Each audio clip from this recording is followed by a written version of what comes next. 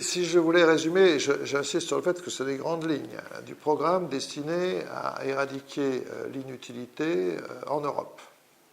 En France, mais on va le voir donc en Europe, il faut agir au niveau français, il y a beaucoup de choses à faire, mais malheureusement on ne peut pas maintenant ne pas agir au niveau européen, c'est-à-dire convaincre les Allemands en fin de compte de faire quelque chose avec nous sur le plan international. Voilà. Il y a ces trois niveaux. Au passage, il faut savoir ce qu'on veut de l'Europe, quelle Europe on veut. Tout ça fait partie du problème. Bon, les hommes inutiles, ils apparaissent dans les soutes, dans les trappes du secteur sédentaire, qui lui-même est en interaction localement avec les emplois nomades qui sont localisés sur le territoire. Bon. Donc il y a deux choses à faire. Un, augmenter le nombre ou la richesse des emplois nomades. Mais deux, stimuler la création endogène d'emplois dans le secteur sédentaire. Et c'est ces deux mouvements-là qui vont extraire, qui vont permettre ensuite, avec des politiques spécifiques, parce qu'on ne peut pas simplement les tirer de leurs trappes, il faut, en ouvrant les trappes, à ce moment-là, il y a quand même l'appel qui permet de les sortir de trappes. C'est assez simple à dire. Pour stimuler, augmenter le nombre d'emplois nomades, en France, au niveau national, il faut réindustrialiser. Il ne faut pas laisser partir notre industrie. Donc pour ça, il ne faut pas la... On va voir qu'on ne peut pas la protéger au sens ancien du terme. Donc il faut absolument la stimuler. Là, la problématique centrale, c'est l'investissement. Et toutes les mesures qui ont été prises ne marcheront que si les allègements de charges aux entreprises se traduisent par des investissements.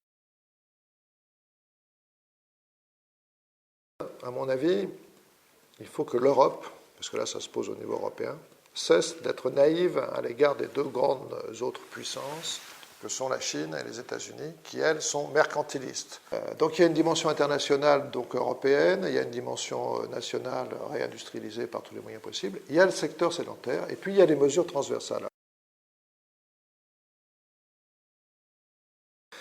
Ce qu'on sait moins bien, et ce qu'on fait moins bien, c'est stimuler une dynamique autonome de création d'emplois. Moi, je ne parle pas de croissance, je dis de création d'emplois utiles dans le secteur sédentaire. Il faut certainement, comme a commencé à le faire Macron, briser quelques monopoles ici ou là, mais pas tant pour briser les monopoles, pour distribuer les rentes, pour débloquer l'innovation.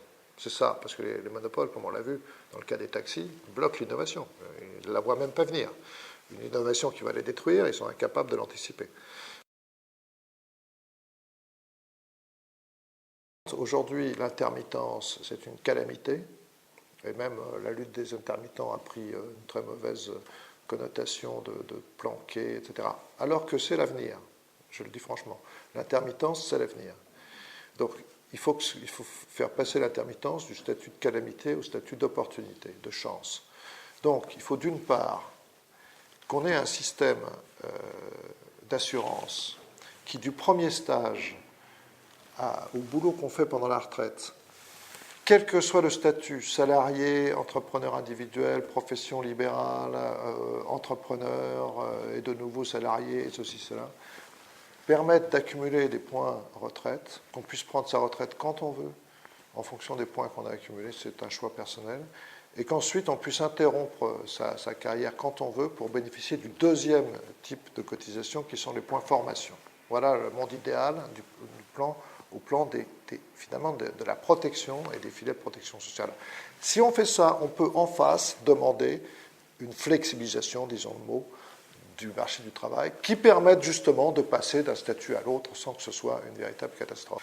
De manière à ce qu'une fois de plus, on puisse choisir beaucoup plus, que chacun puisse choisir le temps qu'il consacre à travailler, se former et les loisirs, et que je le répète, l'intermittence, le changement devienne une opportunité et pas une contrainte. Et puis enfin, il faut évidemment un effort de formation permanent, essentiel. La formation de base initiale, pour moi, on peut toujours la critiquer, mais enfin, ce n'est pas véritablement l'enjeu. L'enjeu aujourd'hui, c'est la formation des adultes. Et de ce point de vue-là, on peut sans doute énormément tirer de la révolution numérique.